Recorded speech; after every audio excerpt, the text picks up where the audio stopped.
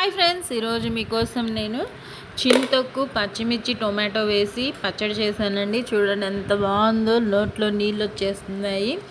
ఇంకా నెయ్యి వేసుకొని తిన్నాను, చాలా బాగుంది. ప్లేటింగ్ వీడియో కూడా పెట్టాను, చూడండి సూపర్గా ఉంది. నేను చెప్పడం కాదండి, ఇలాంటి పచ్చడి ఒక్కసారి మీరు ఇంట్లో ట్రై చేయండి.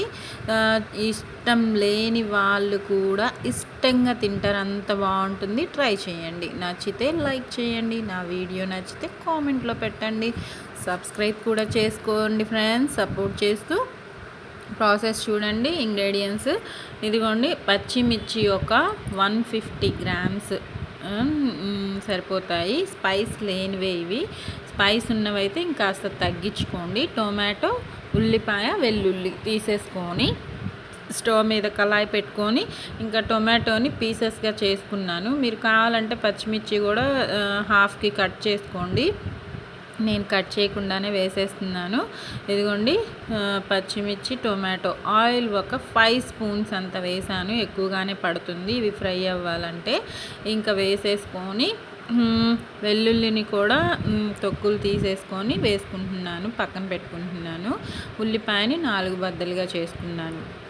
ఇవి లైట్గా బాగా ఫ్రై అవుతూ ఉన్నప్పుడు మన చింతొక్కుని ఇదిగోండి కాస్త మెత్తపడింది కదా, పచ్చిమిర్చి ఫ్రై అయింది, టొమాటో కూడా మెత్తపడింది.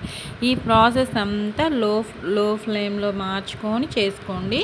మూత పెట్టుకొని మగ్గించుకుంటే ఇంకా మంచిది, త్వరగా మగ్గిపోతాయి. అది కూడా లో ఫ్లేమ్లోనే 15 మినిట్స్ లో ఫ్లేమ్లోనే మగ్గించుకోండి. కలుపుతూ దగ్గరే ఉండి చూసుకుంటూ మగ్గించుకోండి, అడుగు పట్టకుండా. లో ఫ్లేమ్లో పడితే అడుగేం పట్టదు, మనం మధ్య మధ్యలో కలుపుతూ తిప్పుతూ ఉంటాం కాబట్టి. చింతొక్కు 1 స్పూన్ అంత వేసాను, పెద్ద స్పూన్తోనే. ఎందుకంటే పచ్చిమిర్చి స్పైసీగా అనిపిస్తుంది కాబట్టి చింతొక్కు వేసుకుంటే సరిపోతుంది. నాకు పచ్చడి అంటే స్పైసీగానే ఉండాలి, మీకు ఎలా ఇష్టపడతారో అలా చేసుకోండి. ఎలా ఉంటే ఇష్టమో కామెంట్స్లో చెప్పండి. రోల్ తీసేసుకొని నీట్గా వాష్ చేసుకొని దానిలో ఉప్పు ఒక 1 స్పూను, జీలకర్ర ఈ చిన్న స్పూన్తో 1 స్పూను సరిపోతుంది, ఎక్కువగా అవసరం లేదు. వేసేసుకొని వెల్లుల్లి చెప్పాను కదా, తొక్కు తీసేసుకొని వెల్లుల్లిగా హాఫ్ గర్భం అంతా వేసుకుంటున్నాను. వేసేసుకొని చక్కగా అవి నలిగేంత వరకు దంచుకుందాము. రోట్లో నూరిన పచ్చడి అసలు చాలా బాగుంటుంది. చాలామందికి ఈ టేస్ట్ అలవాటు ఉంటుంది, టేస్ట్ యమ్మీగా ఉంటుంది.